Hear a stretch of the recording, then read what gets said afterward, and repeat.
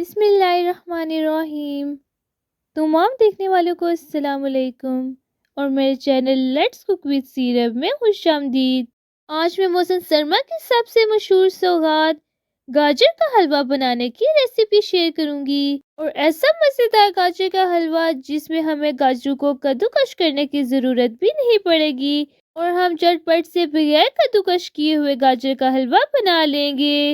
इसके लिए जितनी क्वांटिटी में आप गाजर का हलवा बनाना चाहें उस हिसाब से गाजरें ले लें और इनके ऊपर से छिलका उतारने के बाद उन्हें बड़े बड़े पीसेस में कट कर लें। फिर गाजरों को अच्छे से वॉश करने के बाद उन्हें बड़ी सी कढ़ाई में डाल दें और इसमें तकरीबन 1.5 लीटर दूध ऐड करके गाजरों में मिक्स कर दें और लो टू मीडियम फ्लेम पर आपने गाजरों को दूध में अच्छे से नरम कर लेना है। लो टू मीडियम फ्लेम पर तकरीबन 5 से 7 मिनट के बाद हमारी गाजरें अच्छे से नरम हो चुकी हैं और आप देख सकते हैं कि हमारा दूध भी थोड़ा सा ड्राई हो चुका है। इस तरह से आप गाजरों को चेक भी कर सकते हैं कि आपकी गाजरें नरम हुई हैं या नहीं।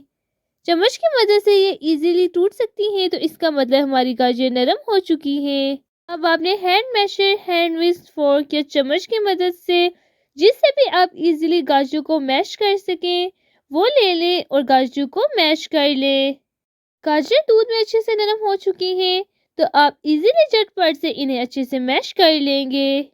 गाजरों को मैश करते हुए आपने आंच को बिल्कुल स्लो कर देना है और जब गाजरें अच्छे से मैश हो जाएं तो फ्लेम को दोबारा से लो टू मीडियम करके दूध में अच्छे से भून लें और अल्हम्दुलिल्लाह आप देख सकते हैं कि हमारी गाजरें अच्छे से मैश हो चुकी हैं। इस तरह से जिस चीज़ की मदद से आप गाजरों को मैश कर रहे हो आपने लगातार गाजरों को मैश करते जाना है और तकरीबन 3 से 4 मिनट के बाद आपकी गाजरें अच्छे से मैश हो जाएंगी।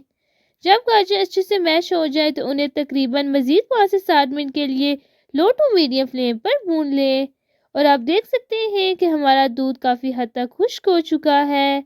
अब इसमें हाफ कप के करीब देसी घी ऐड कर दें और देसी घी ऐड करने के बाद इसे गाजरों में अच्छे से मिक्स कर दें।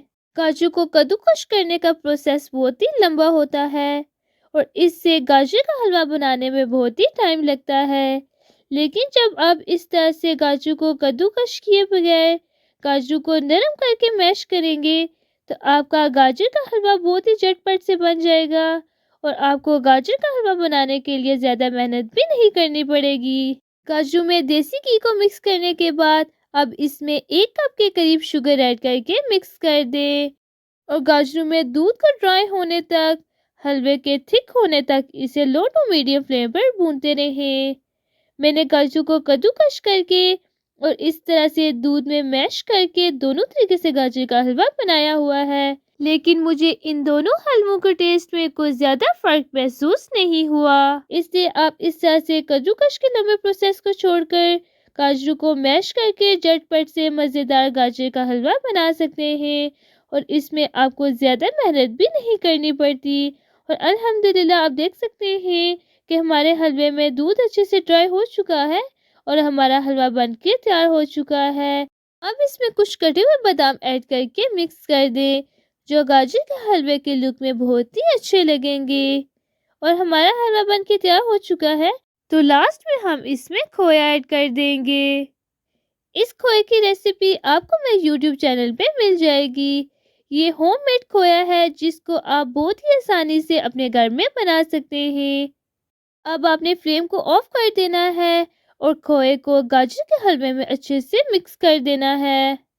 होममेड चीज़ों की बात ही अलग है और जब आप होममेड खोए से होममेड गाजर का हलवा बनाएंगे तो इसके जायके में चार चांद लग जाएंगे और ये गाजर का हलवा बाजार वाले गाजर के हलवे से भी बहुत मज़े का होगा। खोए को गाजर के हलवे में मिक्स करने के बाद अब अपने मज़ेदार गरम गरम गाजर के हलवे को डिश में निकाल लें और बाजार से महंगा गाजर का हलवा लाने के बजाय होममेड खोए से होममेड गाजर का हलवा बनाएं जो जायके में भी बहुत अच्छा होता है और ये बिल्कुल नीट एंड क्लीन तरीके से बना होता है। तो इस तरह की मज़ीद रेसिपीज देखने के लिए चैनल को सब्सक्राइब कर दें और अगर आपको आज की गाजर के हलवे की रेसिपी पसंद आई हो तो वीडियो को लाइक एंड शेयर कर दें। Thanks for watching. अल्लाह हाफिज़।